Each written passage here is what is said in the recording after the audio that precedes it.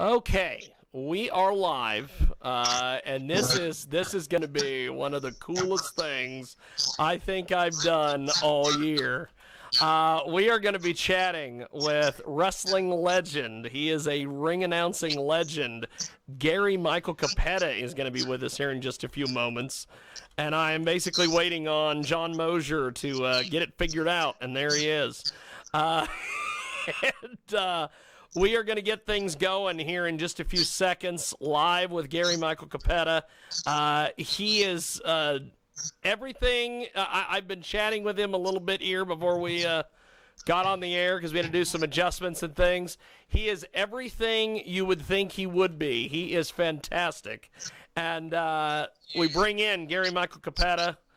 Gary, how are you, sir? I'm doing great. You know, my screen just changed, and I'm assuming you can still see me. I've got you. Yeah. Okay, cool. Then I won't even question it. I've got you and John, and you guys look fantastic. And Gary Michael Cappetta, this is a amazing deal. I basically am marking out right now. I am glad to have you on the show. I have tried to get you on for the last couple years, but our schedules just haven't lined up. But I think John's computer froze, and now John's back. It happens. It's technology. And so I want to start, first of all, Mr. Cappetta, with the fact that you at one time, and still are, the world's most dangerous announcer. I am. I'm dangerous. You know, there's a little controversy as to how that began. I believe both Jim Ross and Jim Cornette have taken credit for labeling me that. But my memory tells me Jim Cornette, and it had to do with. Well, go way back to David Letterman. David Letterman, who was a wrestling fan in Indianapolis. And, yes. You know, he had the world's most dangerous wrestler, yes, who headlined those shows. And then he named his band, the Paul Schaefer Band, the world's most dangerous band. And I don't know where Jimmy, came up with it. It was sort of funny because I'm the antithesis of danger, because, you know, I'm kind of, unassuming, especially in a ring, surrounded by giants and, you know, crazed kind of people. I'm very sedate.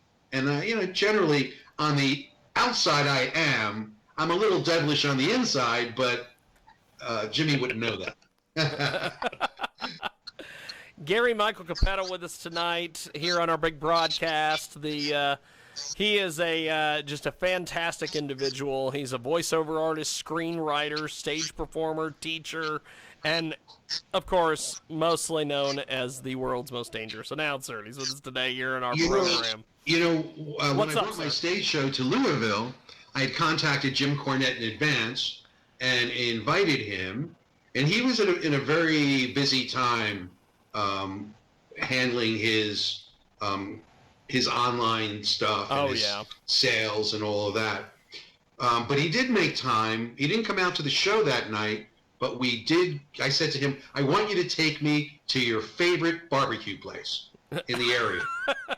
So we did. We met up at the barbecue place and had a terrific time. And it was good to see him again. And I've seen him, you know, here and there at conventions, but to actually sit down and break bread and reminisce a little bit and compare notes, I had a good time with Jimmy. You know, I'll always thank him for his hospitality in Louisville. It was great. That's awesome. How could you go to Louisville and not hook up with Jim Cornette? That's great. Gary Michael Cappetta with us tonight here on our broadcast. And so, Gary, you're also an author. Tell us about your book, Beyond Bodyslams.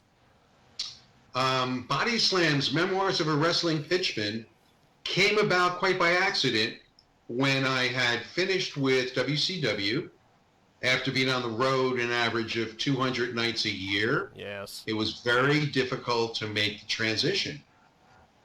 And by trade, before that, I was a teacher. So Yes. I wasn't teaching at the time, and it was more like, I call it a therapeutic exercise, just to wean myself away from the spotlight. And so I just started writing down memories. That's great. I didn't have any intention of writing a book, but I just kept on writing and writing and writing.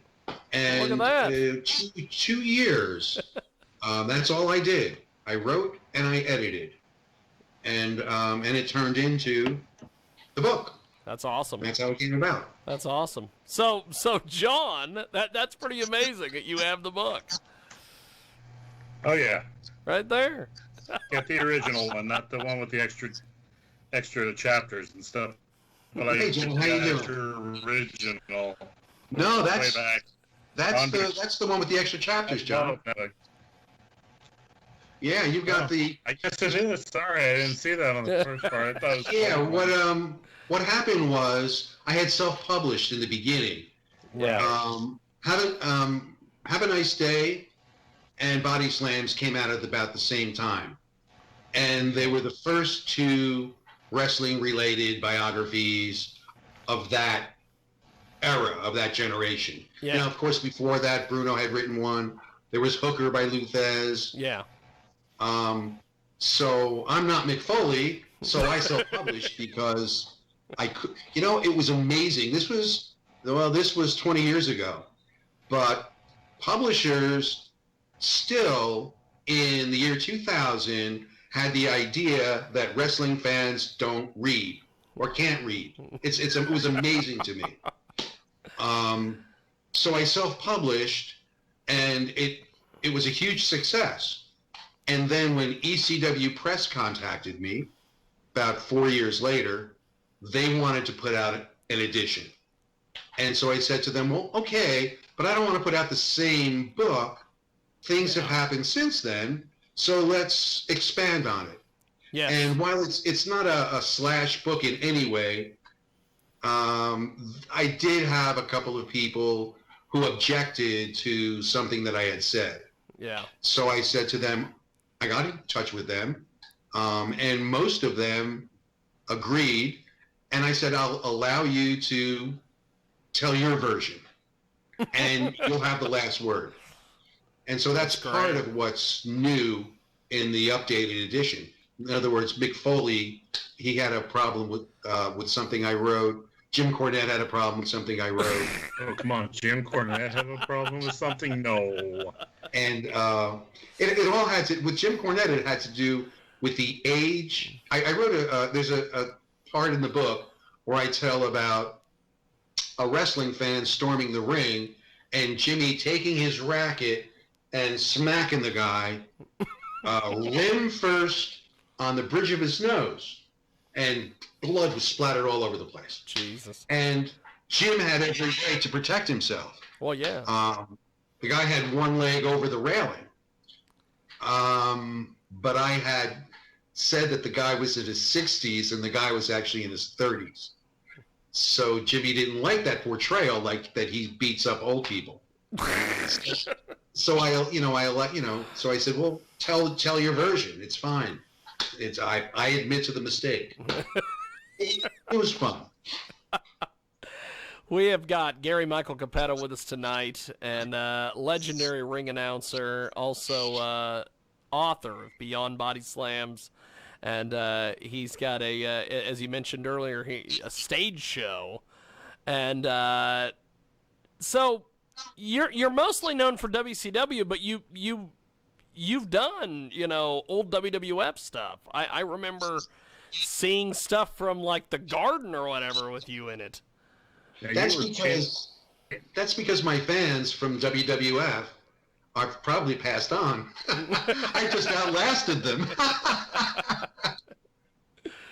So fans, when they were like 10 years old or so, are now from WCW are now 35. Yep.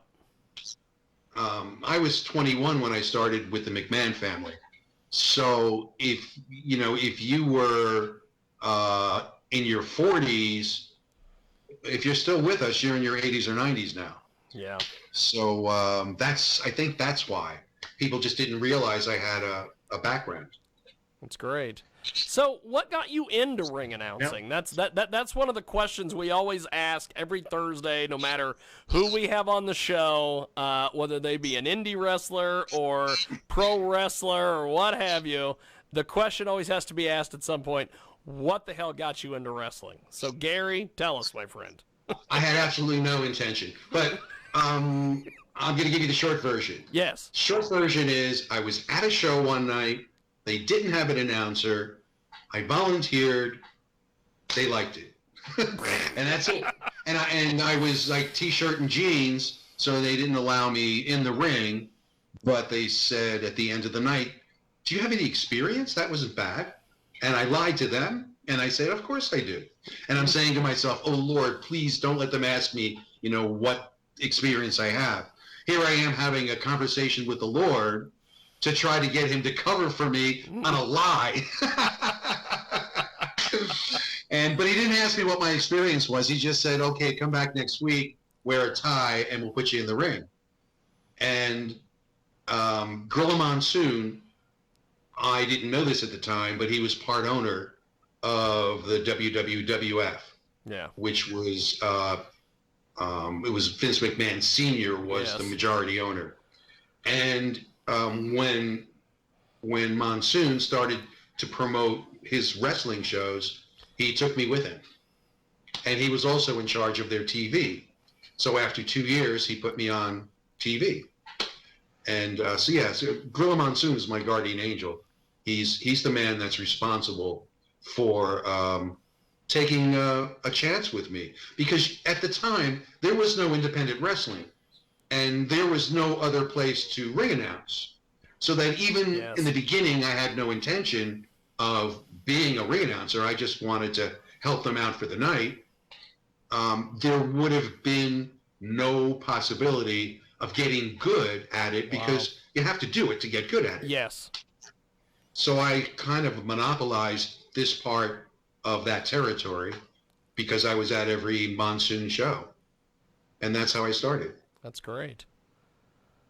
So John, sitting here listening to and I'm going to call him the legend throughout the evening because he is. I think so too. I'm not trying to suck up Mr. Cappetta, so I can do much better if I was. To be a legend, you just have to live long enough. I've come to that conclusion. That's great. Did you do the TV tapings? I know you did one set of them. Was it the ones in not Pittsburgh, but Pennsylvania, where they did the championship wrestling ones? Or did they have I know you did some of the arena shows too, but yes. I was watching some old WWF, and it had you as the guy for TV. It was kind of cool. I was like, back then, like I said, there was no other wrestling promotion in this part of the country. Yeah. So I was announcing 2 to 3 times a week. Wow. With the McMahons. Most of them were smaller shows. But you're right, the TV was done every 3 weeks. I started in Philadelphia. It was Philadelphia and Hamburg. And then they stopped Philadelphia and moved it to Allentown. So every 3 weeks, we would tape 3 one-hour shows. Wow. And in between, I would just change my jacket and my tie. And, because I didn't have a black tuxedo. I was a kid. I was 23 by that time. Yeah. So, and then I started announcing at some of the big shows. Every month I was at the Spectrum in Philadelphia. Every month I was at the Meadowlands in northern New Jersey. Awesome. Things just built from there. That's fantastic. That's awesome. Now, when you were working for WCW, were you down south living there, or were they flying you in to do all that? Flying me in, yeah. In fact, when I decided to leave, they had offered me an opportunity to have a role in the office. Wow. As well as doing the announcing. And I had just purchased this house, and I didn't want to move, and I didn't want to work in an office. That's not what, I mean, I wanted no part of the politics behind the scenes. I knew what I liked doing, and I just wanted to stick to it. That's great. And so I just thankfully declined. I just said, no, thank you, but I'm ready to move on. Now you're, I was looking at the thing. I never realized, or I just may have glossed over it. I didn't know you ever worked for the AWA. I thought that was kind of wild finding that out. You pretty much worked for every big company there was. It's like they needed the Cappetta stamp on stuff to make themselves legitimate. So, well, I mean, did ECW, did TNA? I mean, you name it, he's done it. I think I hold the distinction of being the only individual to work for the WWF, the AWA, and the NWA all at the same time. Wow. Somehow I got away with that. It didn't last long. All organizations were running the Meadowlands. And I would be there every other week, once for WWF, 2 weeks later for the Pro Wrestling USA, which was AWA and NWA. Wow. And after a few months, I decided, like I'm not the best. I don't have the best voice in the world. And if there's one thing that I believe that contributed to my success in my role was my believability. Yep. That when I said something in the ring, people believed it. And by coming out every other week and saying, this is the best wrestling in the world, I just felt that would undermine my credibility.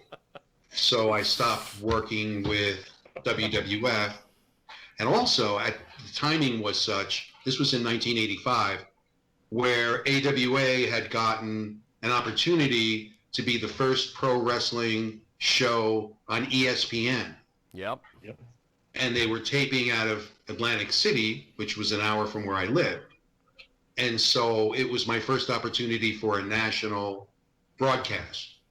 So that sort of sealed the deal, where I didn't see a future for myself in WWF. So I went on and did the AWA show until they moved it to Las Vegas. Wow. Gary Michael Cappetta with us tonight. Bodyslams, Memoirs of a Wrestling Pitchman is available on Amazon, and it is a fantastic read.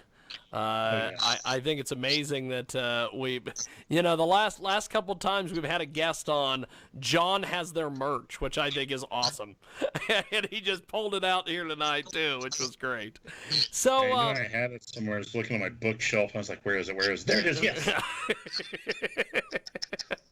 So Gary, you are brought up a lot on podcasts all over the place.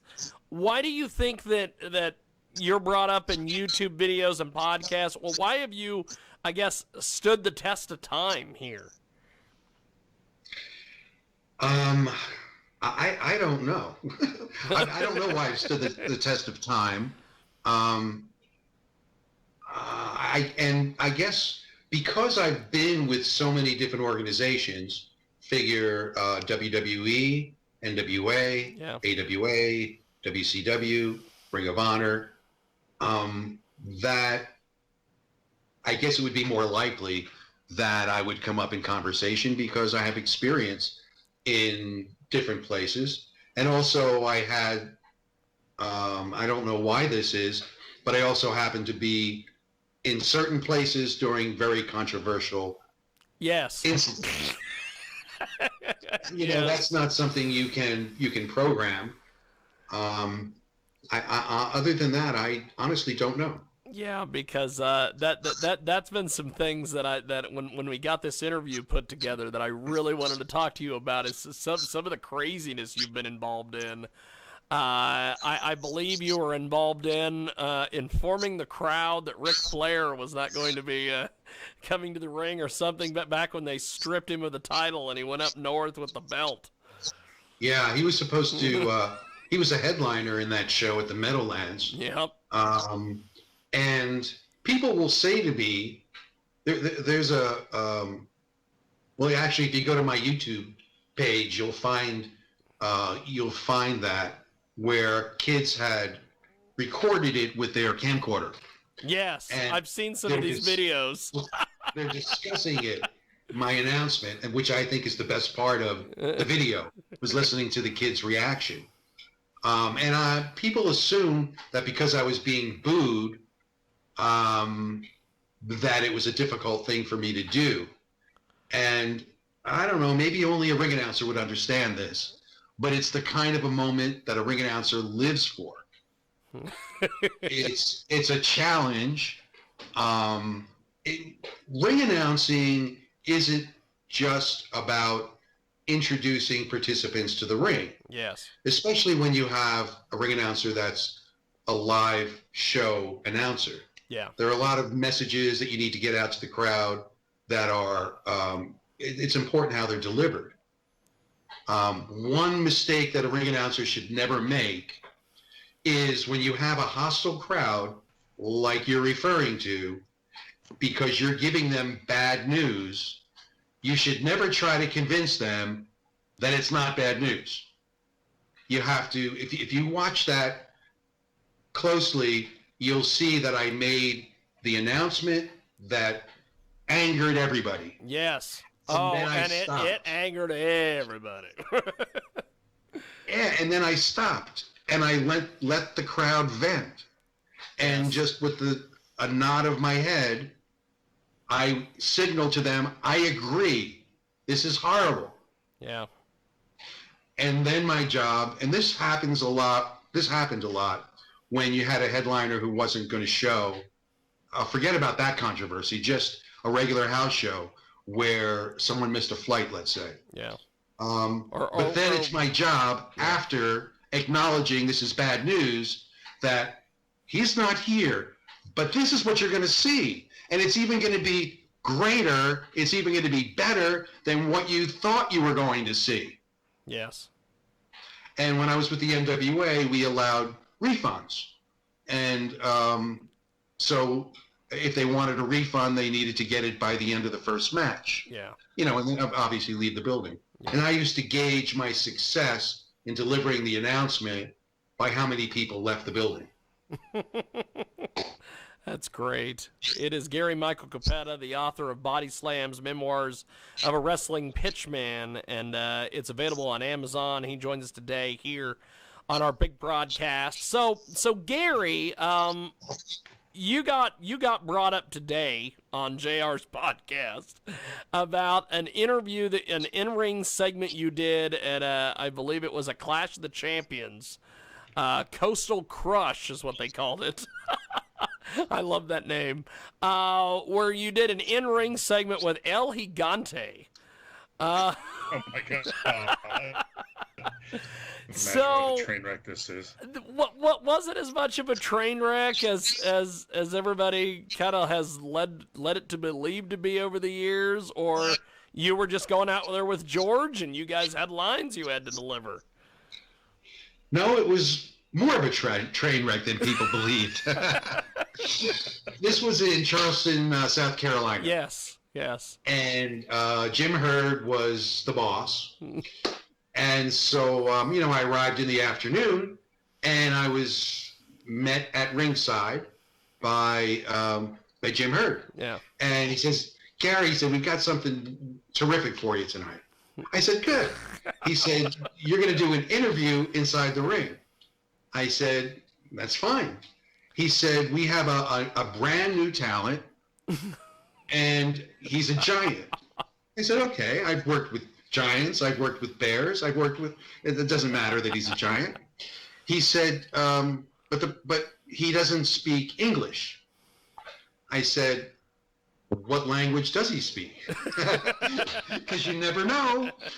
And he said he speaks Spanish. I said, that's fine. I speak Spanish, not a problem. I can ask him a question in Spanish and in English, and then I can translate his response. He said, terrific, he said. Oh, there's one more thing. You're going to interview the giant. I said, by the way, what's his name? He said, El Gigante, which is giant in Spanish. I said, okay, that makes sense. He said, you're going to interview El Gigante from the top of a 6-foot ladder. I said, what?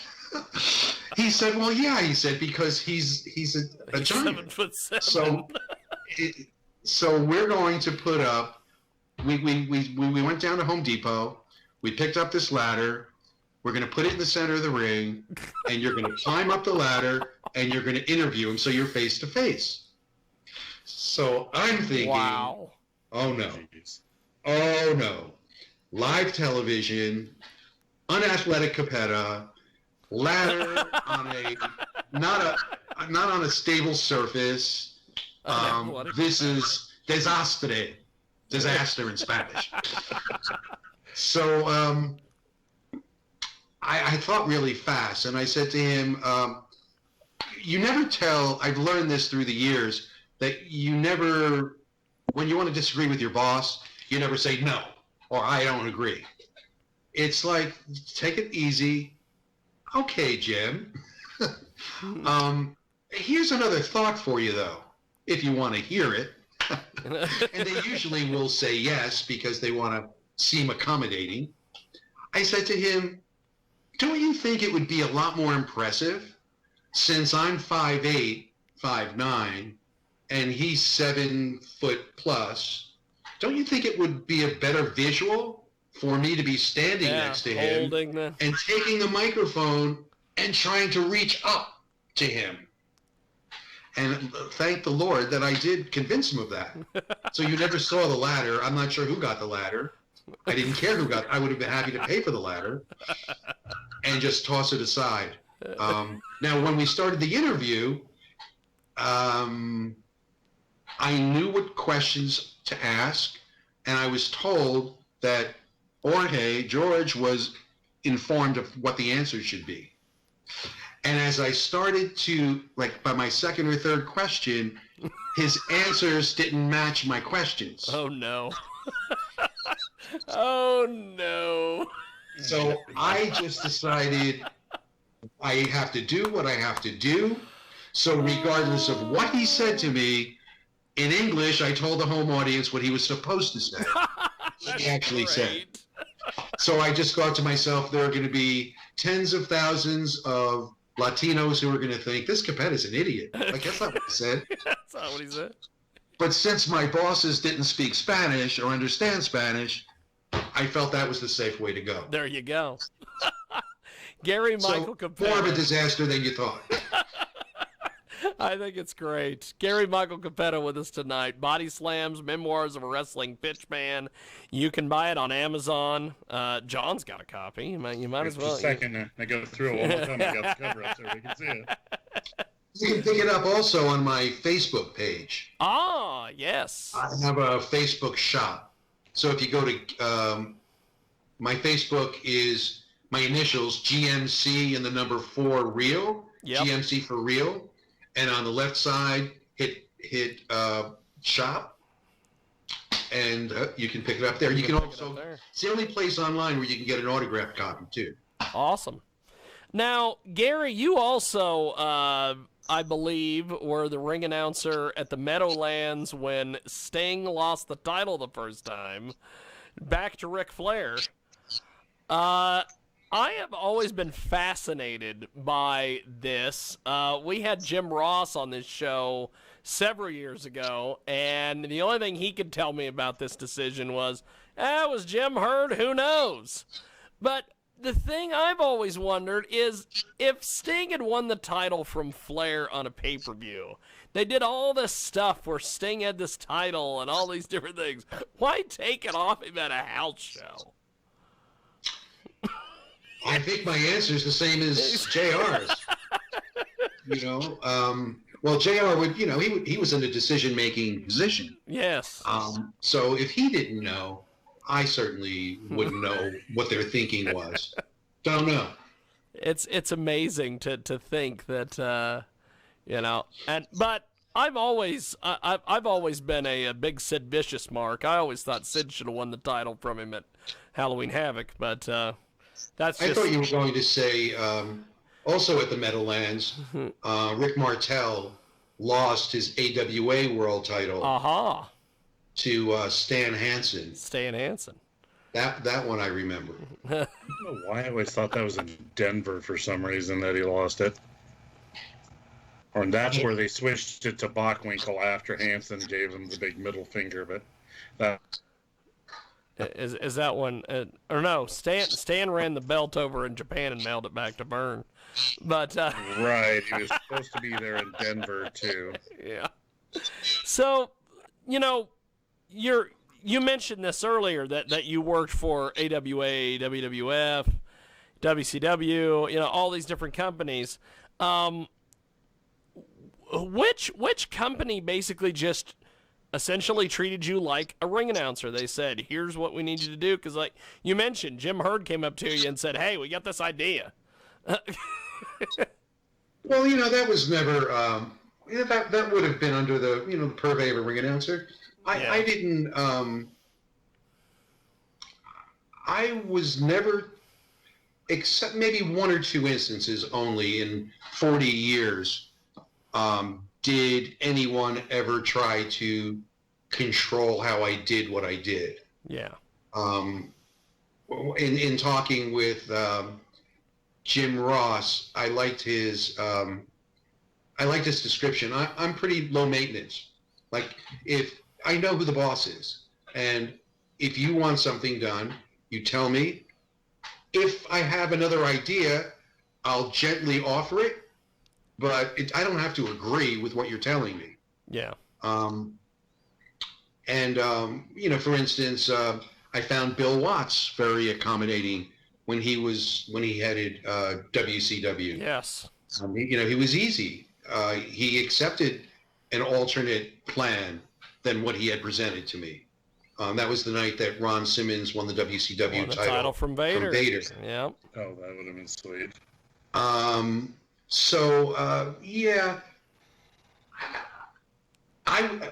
would get like public relations people coming up and saying, "Gary, we need for you to say this." And I would look at the copy and I'd say, "Okay, the information will be communicated, but I'm not saying this because this is not ring announcees. This is ring announcees. That's all. It's like press release ease." Yes. And then no one ever pressured me because I delivered it and they got the most out of what they were looking for. So they trusted me. It was only toward my end in WCW where I felt a bit disrespected and not trusted for no reason. Yeah. But that's the way it spoke more of those folks in judging me than anything. So it was what it was. Yeah. Well, you have got some legendary calls. Well, one of the ones that everybody loves is how you would ring announce Sting. Mm-hmm. What are some other ones that people may have missed over the years because they've been so focused on the way that you would announce the Stinger when he would come out? Well, I'm not sure that any of them were so special. It's that after I found a comfortable way of introducing, I never wavered from that. Yeah. It was always the same. Repetition is important. It's why it makes people feel comfortable. It makes, for instance, the format of a talk show. Yeah. It hasn't changed since Johnny Carson. You have your desk, you have the guy that comes out, He does his monologue, he sits there, he's got a band. It is because it works. Yeah. So when I found an introduction, Rick Steiner, Scott Steiner, the Steiner brothers. Yes. Fabulous Freebirds, Doom. Yeah, it's not. Teddy Long presents. Yes. Ron Simmons. Butch. It was always the same. Now, this might help to answer a question you had earlier. Yes. And that is, when people are driving home or they're away from a wrestling event and they're thinking about a wrestler and they're picturing that entrance, because I've hammered that introduction into their brains, that they can't think about the entrance without hearing my voice. hearing the voice of the announcer. Yes. Yeah.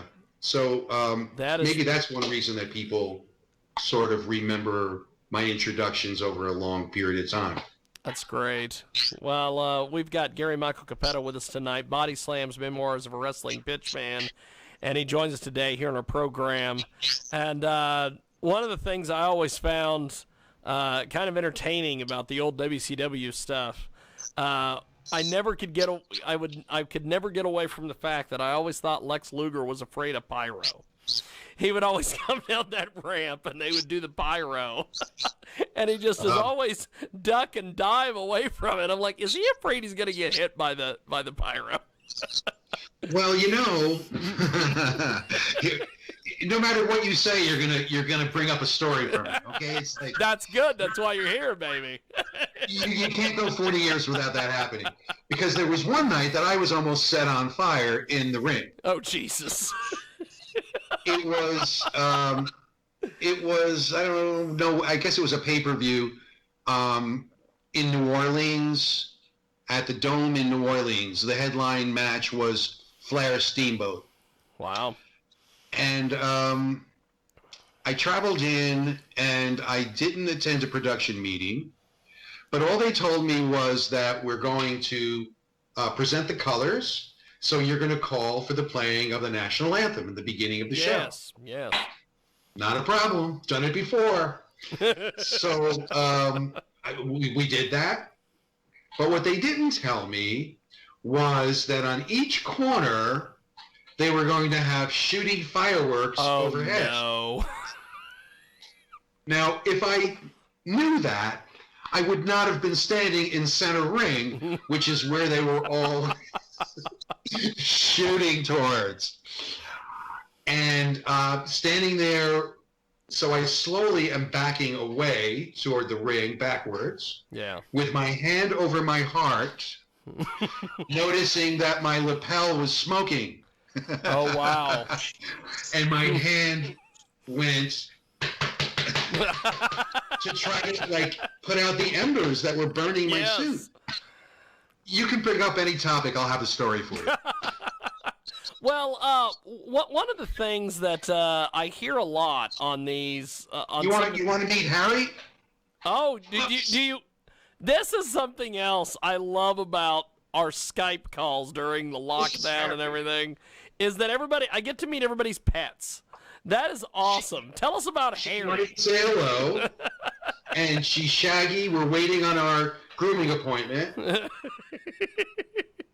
That's See, awesome. now she got quiet now that she's in the bright lights. The bright lights. That's okay, awesome. Go to bed. That's to bed. awesome. To bed. She's good. I'm sorry. No. I love it. I love it. We have talked to all sorts of wrestling personalities, porn stars. They all have pets, and I think it's great. Okay. So Gary, one of the things that all these wrestling podcasts and all these different people talk about is the transition between when Jim Herd got there and some of the other folks. I believe there was a Clash of Champions that they didn't promote well. It was a Ricky Steamboat, Ric Flair match, I believe. They didn't promote it. There was nobody in the building. They had to turn the lights down low so you couldn't see all the empty seats. Do you remember this era of WCW? Or I might have been when George Scott was there, I think. Exactly what you're talking about. I do remember the arena booker.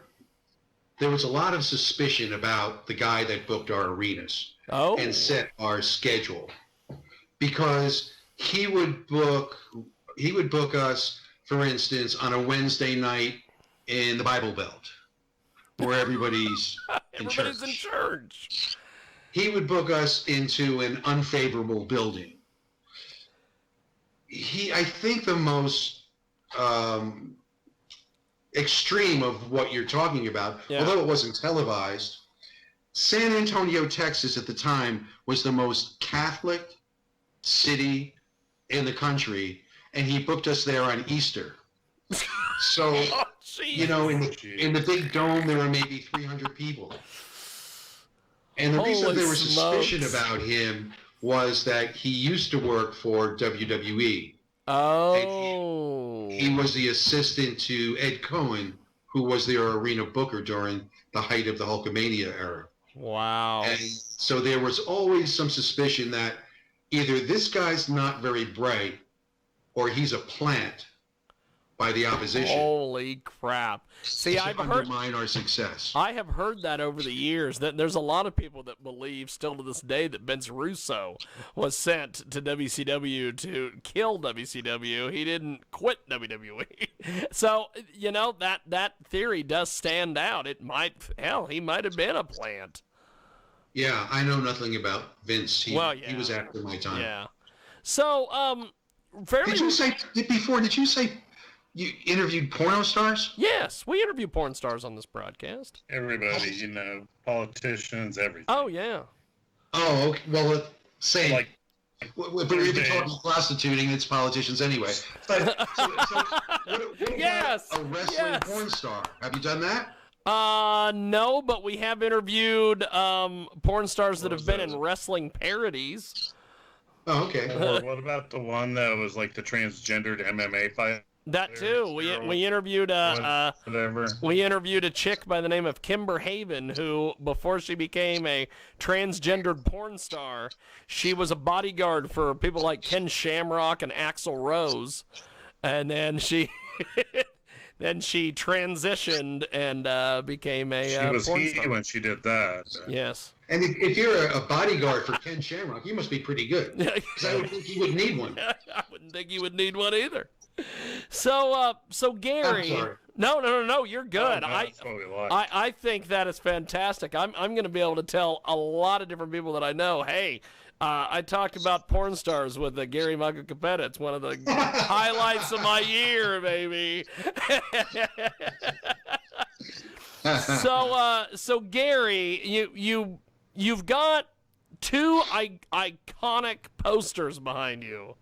Luger versus Sting from Super Brawl 2, and Simmons Luger from Halloween Havoc with the legendary Chamber of Horrors match. Yeah, I like the Halloween Havoc poster.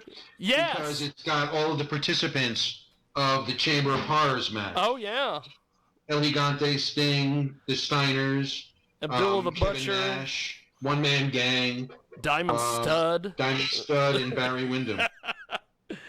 What are some of your memories of that Halloween Havoc, besides the fact that they didn't take the belt off Luger and Simmons didn't get it that night? Honestly, I don't have any specific memories of, unless something odd or out of the ordinary happened at a different show that would stick in my mind. Yeah. I can't, you can't give me a date and I'm going to say, Oh, okay. It would be like if it doesn't matter what kind of work that you did.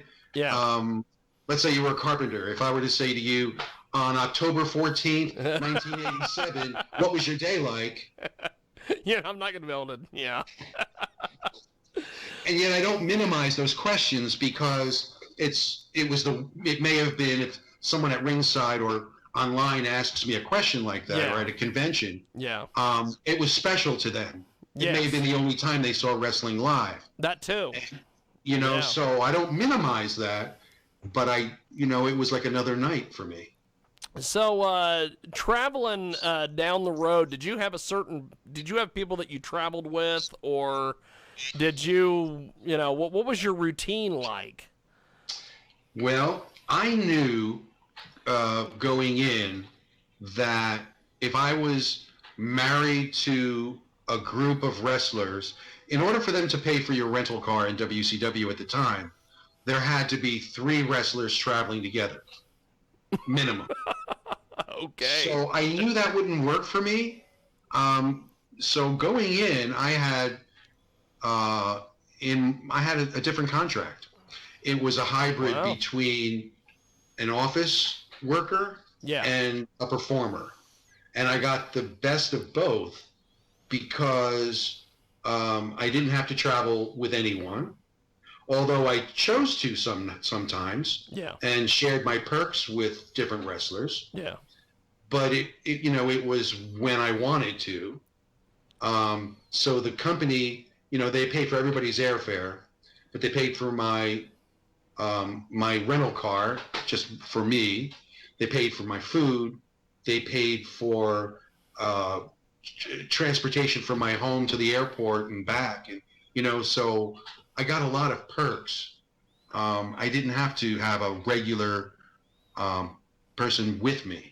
Yeah. Now, I think some of the more interesting stories in my Bodyslams book have to do when The Undertaker and I were on the road together for a week when he was new in WCW. Yeah. And he had a grudge against one of the stars, and the star didn't realize it, and he wanted to beat him up.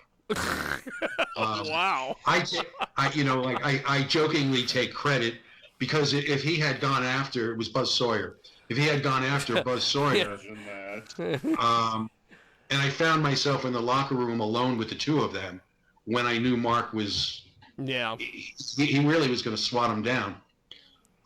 He would have never continued with WCW. We may never have had an Undertaker. Yeah. So I jokingly, say, hey, if it wasn't for GMC, there may never have been an Undertaker. Well, you bring up the Buzz Sawyer thing. Fairly recently, Arn Anderson told a story about Buzz Sawyer taking some liberties with him when he first started in WCW, and he literally had to kick his teeth out.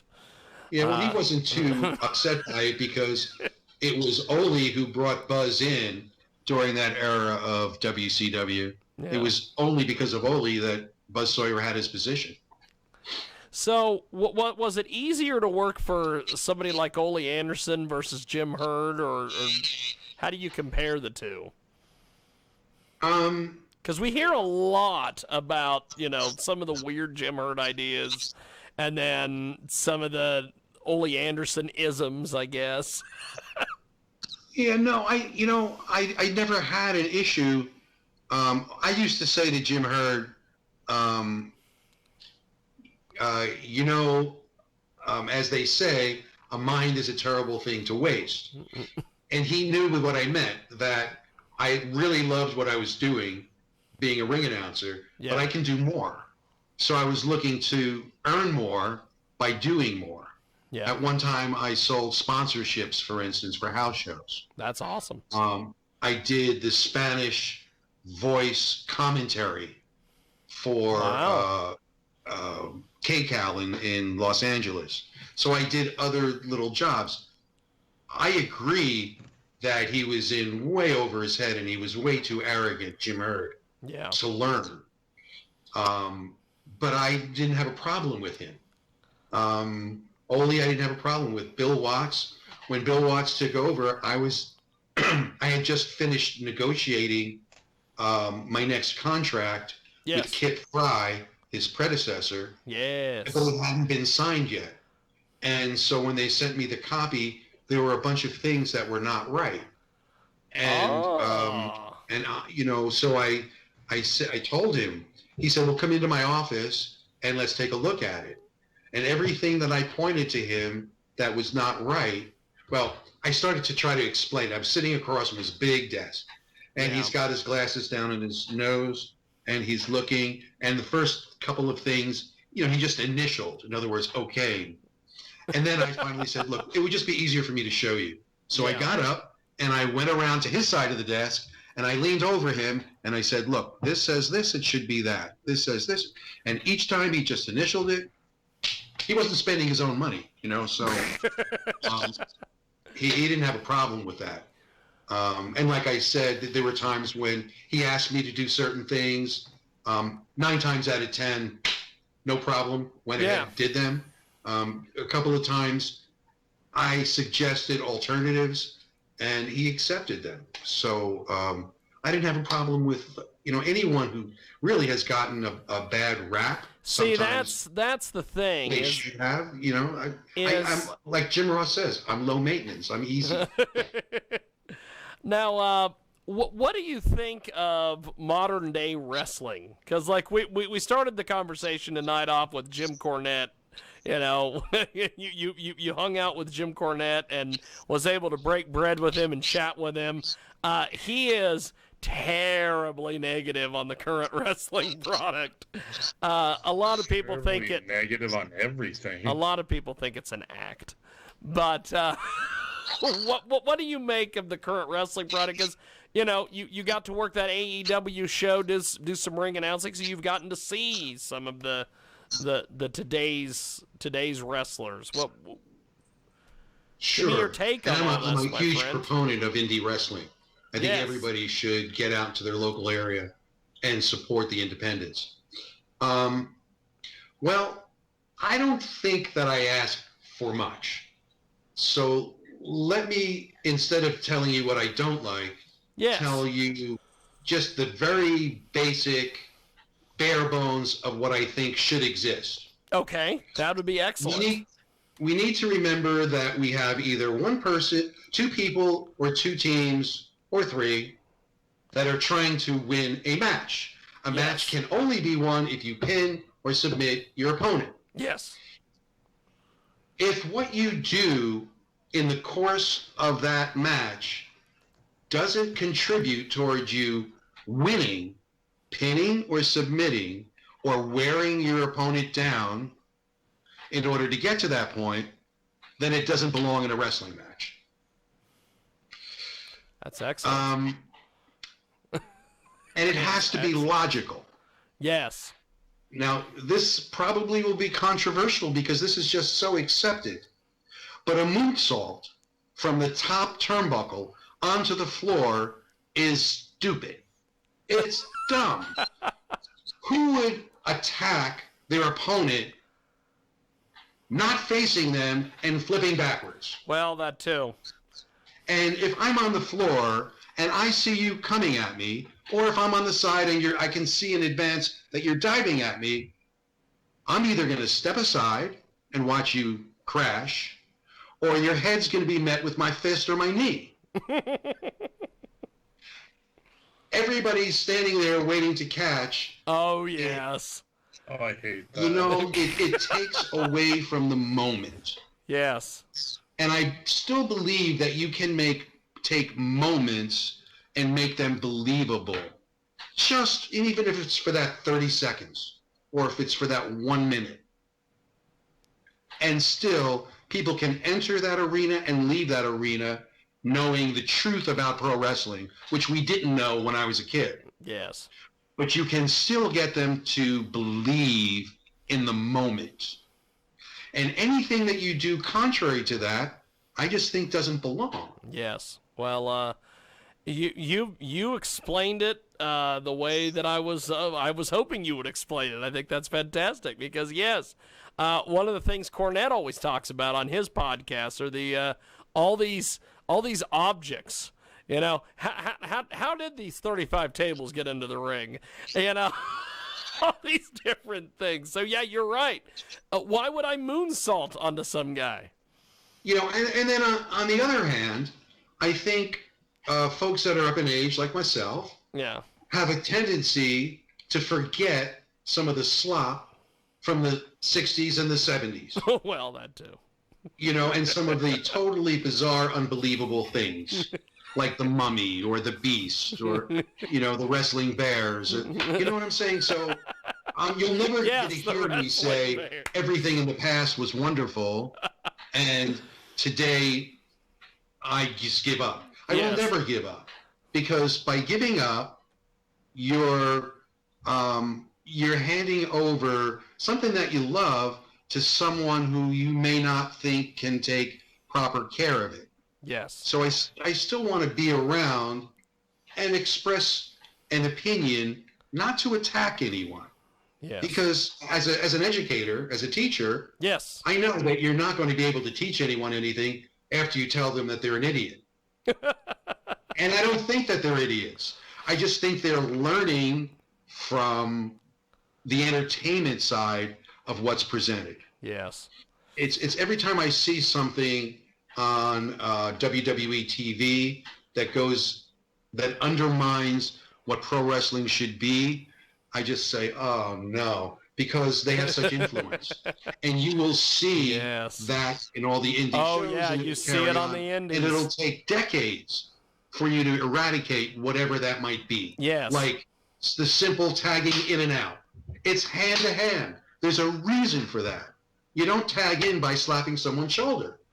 There's a reason, because you could allow emotion by trying to reach your opponent. And if that's Mexican wrestling, that's fine. Yes. Maybe on the card you want to have a Mexican-style wrestling match. Yes. But their rules shouldn't invade all everybody else's the show. Yeah, you are completely correct on that. Well, John, my co-host, he's been involved with a lot of Kansas independent wrestling, and there's a lot of times that he has to, like you say, he has to go through and tell some of these guys who are incoming indie guys that are doing all these things. He's like, you got to slow them down and say, okay, you can't be doing that thing. So yeah. Yeah, and I think the one other thought is I think an overriding contributor to what we see that maybe isn't logical. Yes. Is impatience. That a wrestler if a wrestler needs to hear a reaction from the crowd every minute, every 90 seconds, then you're going to get strike, strike, no sell, strike, strike, kick, no sell, because you continually get whoa, whoa. Yeah. And I think it takes confidence, for instance, to apply a hold and to work a hold. Yes. And not get that immediate reaction. Yes. Because the truth is that even a quieter crowd can be engrossed in what's going on. It's just that you have to have the confidence to know that it's part of the story that you're telling. Yes. So be confident, try things, because the wrestlers that I have seen that are strike, kick kind of, and dive wrestlers, when they've been forced to actually mat wrestle, let's say there's not enough room around the ring, they shine. These young wrestlers today are so talented, and I would say more talented, in better shape for sure, than the wrestlers, most of the wrestlers of the 60s and the 70s and the 80s. Yes. And they can do things because they're lighter and they're in better shape. And I mean, we have advances in nutrition and training that we didn't have back then. Yeah. So they're incredible, the young wrestlers of today. And I just think that with proper information and then a place to try out those things, there's still hope. I'm the eternal optimist. That's awesome. We have got Gary Michael Cappetta with us tonight. Bodyslams, Memoirs of a Wrestling Pitchman is his book. Now, these posters behind you, before we went on the air, you said that you have an interesting story and didn't want to give it away till we got on the air. So give it away now, baby. No, it was simply that when I was working for WCW, one time I got off the road and I found cartons of posters, pay-per-view posters. So these are posters that they used to put up in cable company lobbies. You better believe it. I remember going to the cable companies and seeing these posters, and there was people trying to buy these things, and the cable companies would be like, well, somebody's put a hold on this one, but if they don't come pick it up. I remember those conversations with cable companies. So I got off the road and I had cases of posters, T-shirts, wow, caps, and I didn't know why. So I didn't frequent the office often. When I was in town, I would stop in and say hello to people. So the next time I was in the office, I asked, why am I getting this merchandise? Oh, they said, the reason is is because when you go and travel around to all the house shows, we want you to give it away to the fans. Yes. I said to them, you expect me to load check my in, car like, up, to carry these cases? I said, that's not going to happen. I said, wouldn't it make more sense that when I got to an arena, I'd go to the merchandise stand and they would suit me up for what I needed and what they wanted to push that night? I didn't get much of a response, but that is what I did. I would go to the merch table and they would, the merchandise guy would give me what he wanted me to give away to the folks. But the merchandise to my home never stopped coming. Yeah. They just kept on sending it.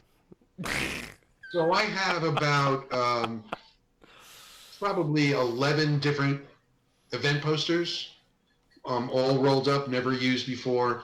My T-shirts I would sell them at conventions. Yeah. And so the T-shirts they're gone. But I have, little memorabilia here and there. That's great. And that's how I got it. Wow. Because I hear, because like Eric Bischoff has a podcast. Everybody's got a damn podcast, but Bischoff said one of the things he says is, I didn't save anything, and it's like, what? You didn't save anything? And it's like Tony Schiavone supposedly has a 6-man belt in his attic somewhere.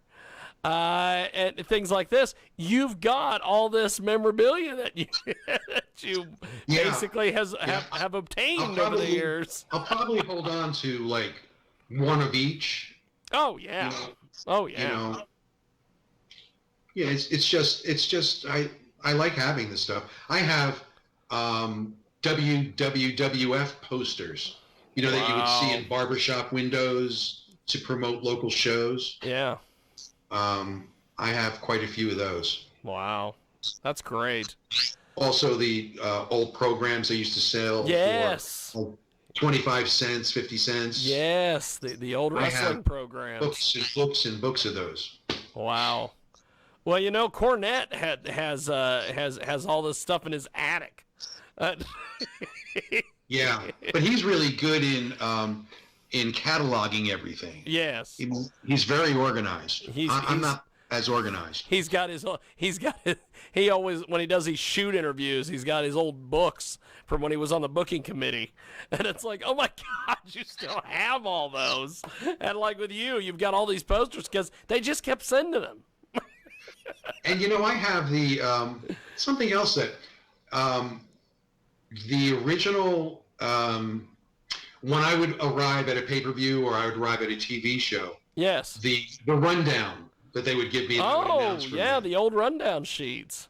I have quite a few of those too. Wow, that's great. I had at one point, they never wanted at the time, the music at house shows. I was in charge of the music.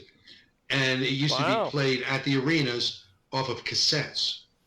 And when I finished with WCW, they didn't want the cassettes. Oh. So I had shopping bags filled with cassettes. Good Lord. I sold them all. That's what I was getting ready to say. You could sell those for some cash. Yeah. I wasn't interested in keeping any of them. Yeah. I sold them. Sting's original entrance music. Things like that. Oh, my God. So, I guess as we wrap up here, Gary, what are you doing now besides you make some appearances here and there? You were on AEW a couple months ago. What are you doing now?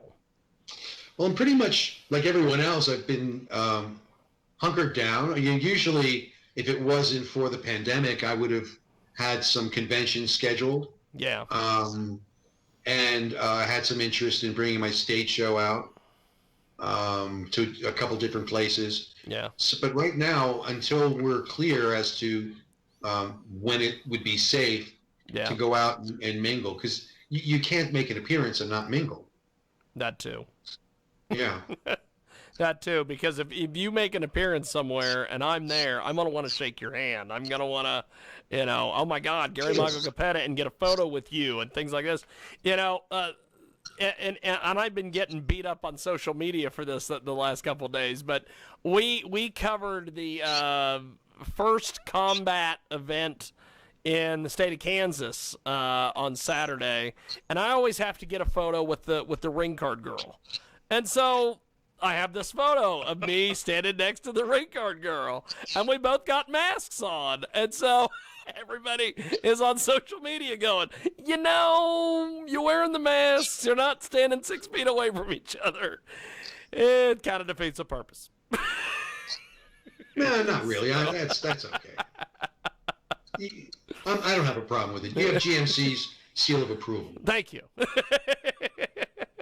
Well, Gary, as we wrap up here, where do we find your book? Where do we get a hold of you on Facebook? All these things. Okay, well, Facebook is, as I said before, my initials, GMC, number 4 Real, GMC for Real. You can, I post every day. Sometimes there are opinions. A lot of it is memorabilia. You can also subscribe. There's a subscribers page where I tell more stories and give more behind the scenes, inside kind of things for subscribers. Yeah. And if you go to GMC for Real on Facebook, you can just go to the left column and click fan subscriptions.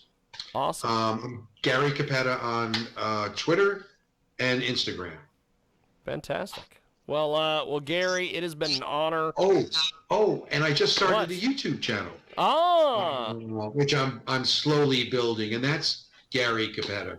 And I want everybody to go and join, subscribe. It doesn't cost anything. I have things broken down by categories of my work. Wow. From the 70s, from the 80s, from the 90s, the 2000s, the 2010s. And now I have extended into the 2020s with AEW. Yes. So, and then I have also it broken down by WCW, NWA, WWF, Ring of Honor.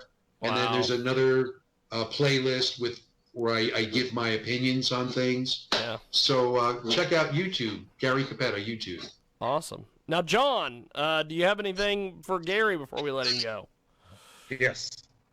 I just wanted to ask, you're always so professional. Did you ever have anybody, when you were doing ring announcements, come in there and try to screw with you to make you crack up? And did anybody ever succeed? Because I never seen you break. I mean, when I was actually doing some pro wrestling, I would go in there and I would screw so hardcore with the guy doing the ring announcements to sit there and see if I could make him break. Absolutely. In a fun way. From the very beginning, George the Animal Steel used to attack me and then chase me all the time. Jimmy Snuka would come in the ring. He would tear off my carnation boutonniere, chew the carnation and spit it at me. I mean, it was never... Too Cold Scorpio would want to dance with me. Of course. Rick Rude would come over and want me to deliver a message that was very much, like to the fans, that was very much un-Gary Michael Cappetta, like calling them sweat hogs and so forth, which it was mostly for the wrestlers to entertain themselves, Yes. on a dry kind of night. The Rock's grandfather, Peter Maivia, body slammed me once at a university in Staten Island. So over the years, and then you saw Jericho browbeating me, a few months ago. Yes.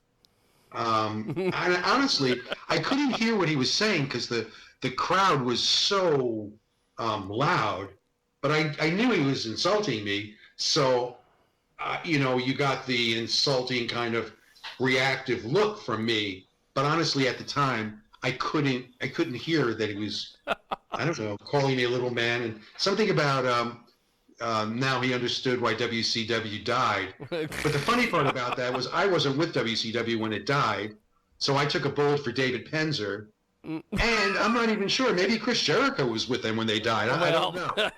So I'm not sure how I got pinned with that one. But yes, sir, through the years, a lot of different things. And there was one night at the Spectrum in Philadelphia where I was knocked out, but I didn't know in advance that any of this was going to happen. It was Wow. just reacting naturally.